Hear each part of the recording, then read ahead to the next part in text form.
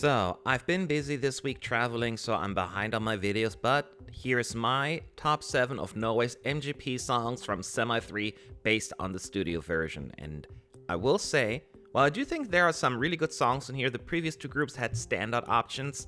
Here, it's harder to pick favorites. Nevertheless, I came up with a ranking, so let's not delay this any further. And before we get started, please hit that like button. It's free and helps us out tremendously. Thanks a million. Now, let's talk Eurovision. My number 7 is Elene Thorpe.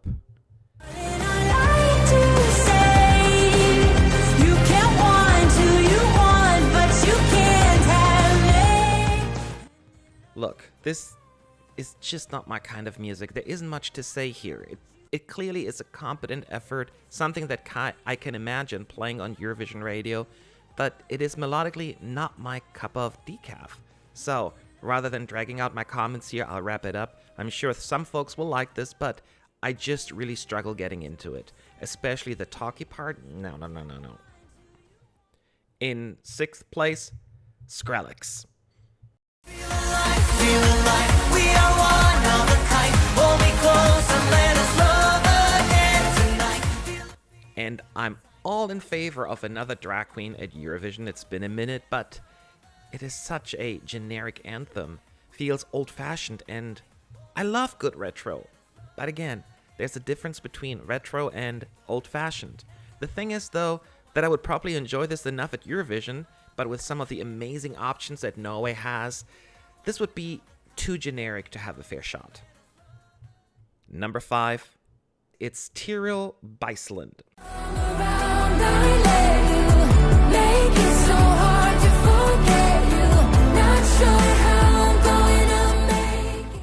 I was really waiting for this ballad to wash me away, and I expected a proper build, but then it was never strong enough for me to truly feel it. It's a ballad, and that's how I would describe it and summarize it.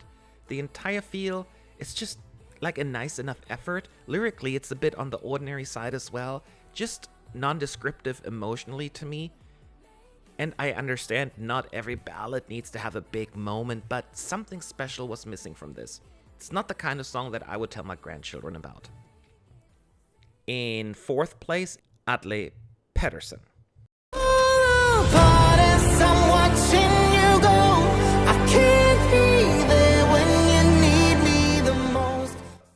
Atle's confidence is admirable, calling the song masterpiece. It seems the kind of song that they put in second in the running order.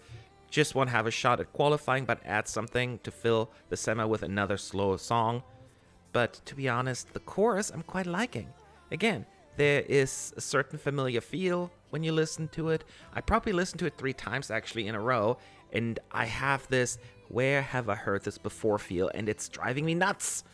Overall, not going to break boundaries. The vocals are too computerized, the autotune just a tad too much, but it's fine. In 3rd place, I'm putting Maria Celine Freya.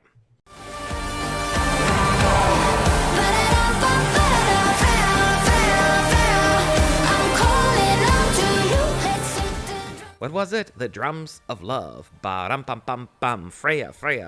I like the mix between the hard techno beat and then the fun traditional instruments in the chorus. That is probably my favorite part.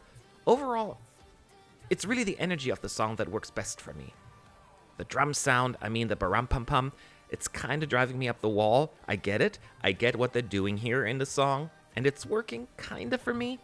But that momentarily annoyance that I feel, I can't ignore it either. But I will say, it's one of those songs that I expect to grow, and I will grow more fond of it live. Hope they listen to Petra and Mans and get some shirtless drummers. Number 2, Stig van Eyck.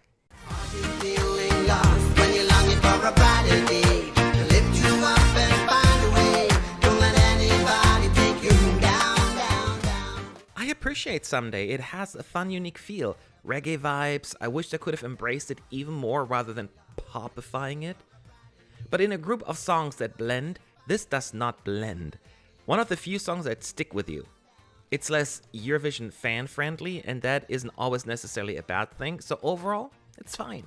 Again, wish they would have leaned more into the reggae feel, or at least have a stronger hook.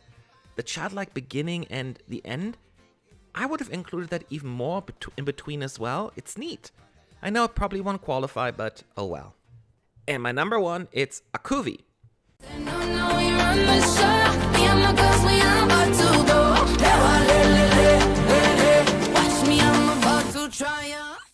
It's perfect for the Eurovision masses. Absolutely the kind of sound that worked in 2016 with Margaret Cool Me Down, and it could still work 7 years later. It's entertaining, alright? Catchy, good, solid. Lots of positive adjectives to use here. Maybe my biggest hang-up is that it's just a little bit too familiar. 13 to the dozen. Yeah, but to be honest, I think it would be a banger in the Euro Club. I guess I was just hoping for a tad more originality, because everything about this is so familiar. There you have it. My MGP Semi 3 Top 7 based on the studio version. And as always, just like in the first 2 semis, the live performance will be a make or break kind of situation for me. Cannot wait to watch them. Let me know, how did you feel about the semi? Was it a good one? Were you underwhelmed, overwhelmed, whatever it may be? Your favorites, leave them below in the comment section. Thank you for watching, and I will see you in the next video.